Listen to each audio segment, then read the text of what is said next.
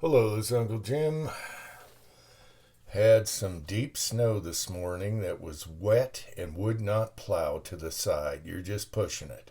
So I had to deal with that this morning, and now everything's dry and it's t-shirt weather again. Global warming. Anyway, I had to use up my midway birthday discount. I love when they do that, and it's hard to pass them up. So I told the family, don't get me anything for my birthday. I got this. So, today's video is about the turret test. Now, as you guys know, in a previous video, I got a turret that was badly corroded. And we're going to open these for the first time here. And Lee gave me guff and wanted shipping and told me to just take a wire brush to it and all kinds of crap, which is BS. And I didn't want to send it back to Midway because it wasn't their fault. Anyway, in the live chat, I forget who it was. Was it Jag? Who said that? I'm sorry, I forgot. They ordered one on Amazon and got a corroded turret. So both places will take them back and you don't have to pay shipping or exchange them. All right. So let's try number one here. And let's see if it's corroded. Oh, we got backside up. All right. It's okay. There might be a couple spots there, but that's good. That's good. That's real good. All right, so number one is good. Let's check number two. That looks good. Sides look good. And that's real good. This one's really good. So, there you go. It's going to be hit and miss for a while, I guess, but do I see something down in there? It's good. So there's that. I think I have 12 turrets already, so I'm going to have to... I made a big rack thinking that's it. I'm going to have spares. I'll never have to do it again. Now I need a bigger rack. And my first original rack, the Uncle Jim 30-6 rack, the original had 2, 4, 6. All right. And I ran out of that space, so I made a new rack with nice shiny nickel-coated brass. And now I'm going to have to use this old rack and find a place for it, because we definitely runneth over. And I love that press for quick change caliber. So, all right, that was good news. Well, what else did I get? So the birthday discounts are really good deals, and you have to wait till free shipping. Usually on the discount you get 10 days or 14 days before and after your birthday, and you're waiting for free shipping. Waiting. You spend now it's $99, but before it used to be $50, $49. And so you wait for the free shipping. Will it show up before my discount expires? And it did. They actually did it twice, so that was good. They burned me on the first one. I didn't order that night, and boom. But then they came back with free shipping on an email again. So my Lee 420 pot, in the hot summer, sometimes the thermostat acts up.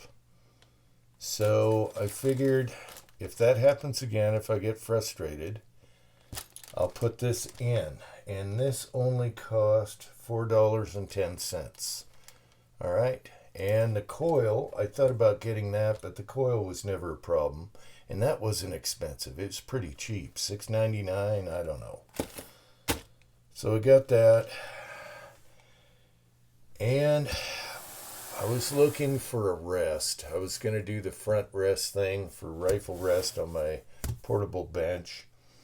But I've always been a sandbag guy, and I didn't want my wife to have to sew up some sandbags like this. I needed a V-notch for the back of the rifle, something I never had. And so I I was going to get the front rest, you know, the metal mechanical. They had different kinds, but then that would have blown my... I'm trying to only spend $99. That would have blown the budget because I needed other little things like the turrets. And they had this. This is midways. So you get a sandbag up front and your V in the back, and I can use my wife's made sandbags to put on top if I need it higher, and below this if I need this higher. And I figure that's a good deal. It clicks together so you don't lose the two. It looks pretty nice. I think they have this filled with walnut instead of sand. It's still very heavy and it looks solid. So, and it's got a carry handle, and I figured the price it was with the discount was $14.29. I'm not going to nag my wife for that price and just do it. Okay, so that's pretty cool. We'll try that maybe today. It's really sunny and nice out. Now, the only issue with these, this looks like a fake vinyl on the sides, is you don't want to get them wet because they have walnut media or something in there. And I saw a bad review where he got it wet and it was done. It was screwed, it bulged. So maybe I open one side, fill it with sand, or just don't shoot it when it's wet and use something else. So there's that. For $14, $15, I'm not going to nag my wife to make this. This would be her funnest thing. I mean, she could do that in her sleep, but, you know, to try and describe this to her, no, it's all right. And this really bugs me because I'm always squirming around. So there's that. What else? I got some primer pocket gauges here for no-go. So if they're too big, on my old batch of 300 blackout, the primer started going in easy. So I can just check them, and if they fail and they're a little big, I go out in the garage and just peen them. I'm going to make a jig, actually. Peen them on the old ball bearing, and that brass is still good to go forever. All right, one thing I never thought I would get is a Bulbrat Buster for your brass. And the reason I got this is I have a whole bunch of 10 millimeter range brass that is bulged and doesn't go into my case gauge. And when I check them all, I have a little pile I made where some of them didn't go into the case gauge after you size before you load it and waste your time. I'm going to run them through this, and then I'll be good to go because my chambers don't bulge 10 millimeter. Both my Glock and my Gen 4 Glock and my 1911 don't bulge, and so I'll just run them through. Now I didn't do the APP one, and this is all I need here. So anyway, you guys know what that is. You just insert this thing through your crimp die that has the, I'm going brain dead, carbide ring, and that's what it goes through. And I just went with the old style because I figure I'm going to do it once, and that's good.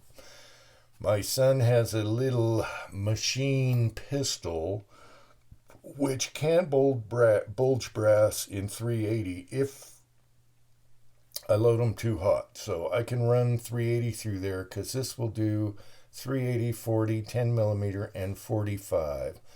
So if I have any 45 that don't pass the gauge from like somebody's 1911 that's throated too much or something like that, I'll run that through. Now the neat thing is you can run them through when they're fully loaded because the push pin rod thingy is circular, so you're not hitting the primer. So if I do get a bad round, instead of pulling the bullet, I'll just run her through.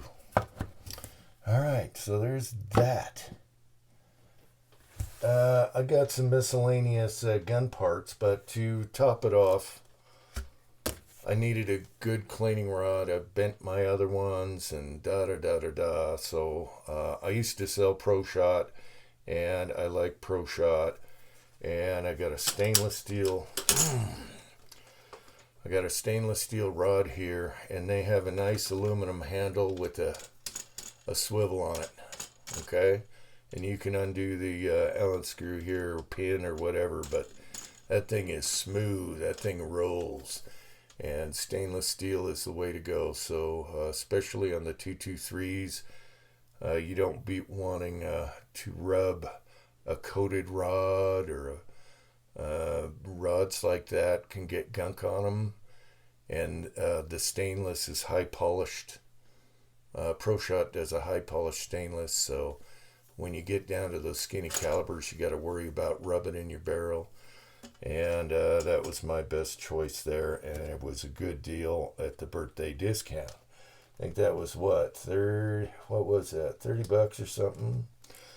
The Bulbrat Buster birthday discount was $12.69. It'll do a bunch of calibers. It won't do 9. Don't even think about doing 9. It's tapered case. Thermostat. These had no birthday discount. Sometimes you don't get it, but I needed them. So that sucked. The turrets. This is why I like the 4-hole turret. I know everyone's all excited about the 6-hole. I don't get it. They should make an 8-hole if they're going to do it. I don't get the 6-hole. The 4 holes here were $9.52. Doing that all day long. I wait for a birthday discount. That's how I've always bought them. So that aside, I did some extra springs and different things, and to make it $99. Now my son got this bushing in for his little Smith & Wesson we talked about, and so we'll do that in the next video. But the neat thing about that little gun is all you got to do is change the bushing on the barrel, and you can put a suppressor on it. And this guy, I covered that earlier, he makes the best stuff, and he's a really good guy. He sent me out one before he even got my check a long time ago, and now this is our third one. Anyway, so we'll install that. You need when you take the bushing off of those old Smith & Wessons, they can be a pain. You need a special tool. We got to make a tool for that. But once you have this, you just need an Allen wrench, because he has it built into the front here that doesn't touch the muzzle. So installing is easy. The guy's a genius, and I'm sure he has sold tons of these. And they're awesome. Once they're on, they're on. You're good. All right, I guess that's it for now. Until next time, turrets be damned. I only had one stinker out of, what do we have now, 15. So 1 out of 15 ain't bad. Thanks for watching.